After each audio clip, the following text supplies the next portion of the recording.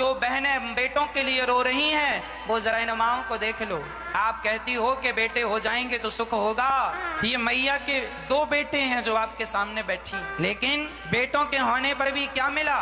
केवल बेटों से माँ को गाली मिली, सिर्फ गाली।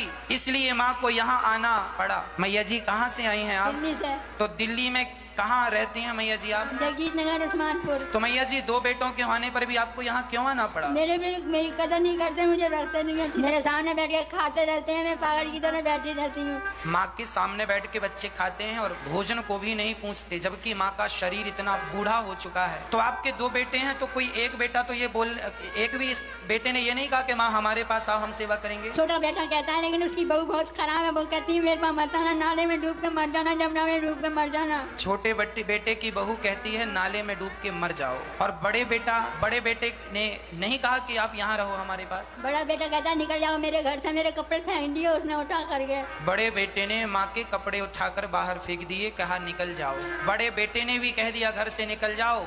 छोटे बेटे की बहू ने कह दिया नाले में कूद के मर जाओ। इस उम्र में जब ठीक से खड़ा नहीं हुआ जाता, इस उम्र में जब शरीर जर्जर हो गया है, तो बताओ फिर 2 बच्चों को माँ बाप क्यों पैदा करते? इसीलिए ना किस उम्र में ये सहारा बने।